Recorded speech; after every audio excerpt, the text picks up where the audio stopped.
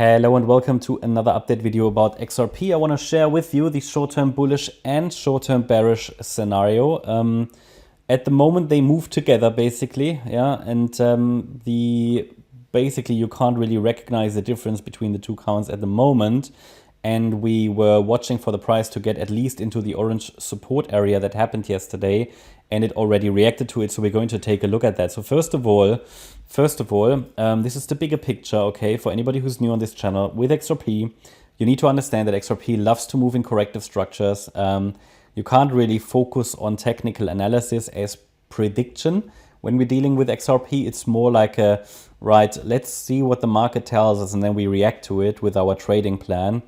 We're tracking structures, we can track pivot points, we can identify areas where reward is high, risk is low, we can identify turning points, but because XRP is moving in corrective structures, we don't really have a good understanding of the higher level trend, which is always the problem with any chart that's just moving in corrective structures. So the conclusion could be you might not want to trade it, or you just use maybe a grid bot, or you just keep positions small, things like that, or you're just sort of prepared for surprises. Yeah, I mean, you should always expect the unexpected anyway in the crypto market.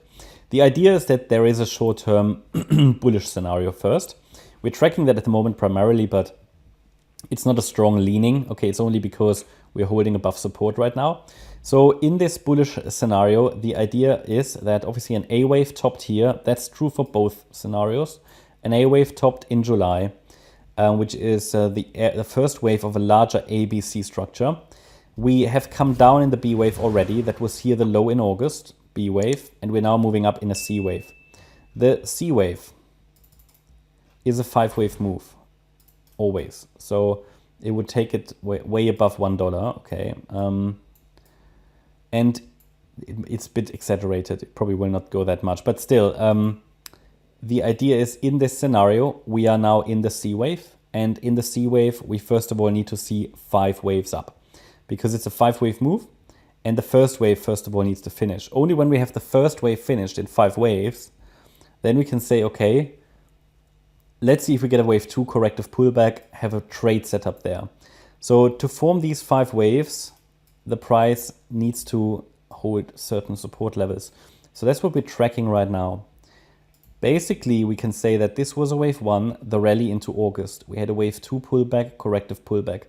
The third wave might have completed here recently in our resistance area, where we watched for the price to reverse, basically also a potential short trade area. The short trade would have worked out nicely. We dipped into our support area I communicated yesterday and already reacted to it. So if we now see a rally, we might have our 5 waves. The thing is though, that if this is already the 4th wave, and I'm going to zoom in a minute, it was very, very shallow and very short time-wise.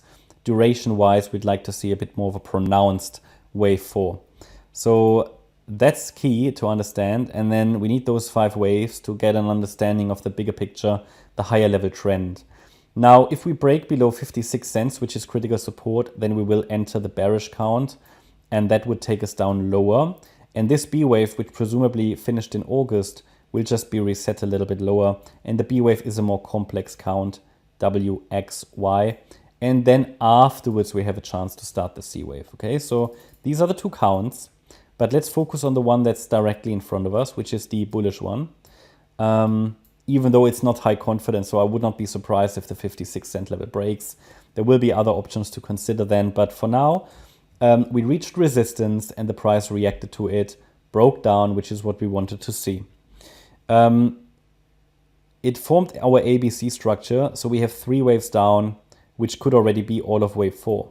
But because this is so short in duration, it could be that what we have here is an ABC structure, where the price reacted to our support area already, that this was only the A wave of a much larger ABC structure, which could now do a B wave and then another C wave down.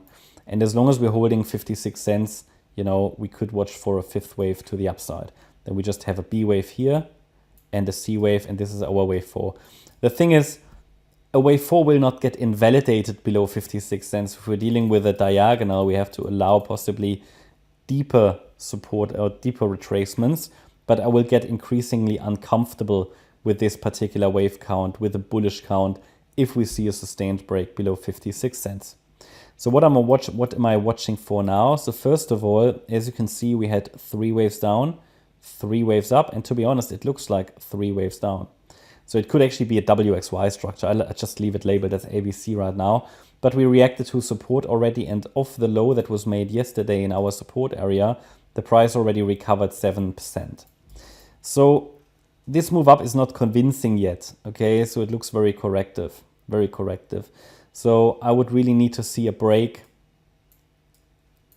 above that last swing high there at 67.9 cents to have a first indication that a low really is in place. And then we need to see a break above 74.8 cents, that high, to confirm that wave 5 is already in the making. Until then, this could just form a larger corrective structure. And if you ask me for my primary scenario or my opinion, the market will decide that. But to be honest, I'd like to see a more pronounced wave 4. Maybe one where the price spends a bit of time in the support area, maybe dips back into the support area again. Yeah, because also the move down here of the high was only in 3 waves. So that leaves the door open for something very choppy, yeah, long sideways, something like that maybe. Don't want it that long, you know, but yeah, it's hard to track, right? But the important thing is we reacted to our resistance box, reacted to support, we reacted to all of these support areas. So we had a few really good setups here on the XRP chart, even though it's not a high quality chart. With that, I don't mean it's bearish, but I just mean, you know, it's more difficult to track those structures because we haven't really got the impulse that we need to give us an idea where we really are in this chart. It's really just moving level by level, tracking corrective structures, waiting for basically an impulse to show that gives us a high probability setup. So setups on the XRP chart are not the highest probability setups. They can generate nice reward and risk trades. And let's see now if it's holding this support. Again, above 56 cents, we can focus on higher, but it might take a while until we really start the next move up. And below 56 cents, the situation will get a bit more messy, and I'm going to watch for that Y wave to the downside. That's my update about XRP. I hope you liked the update. If you did, please hit the like button, leave a comment, and subscribe. And if you really like the content, then please check out the channel membership. Thanks a lot for watching. Bye-bye.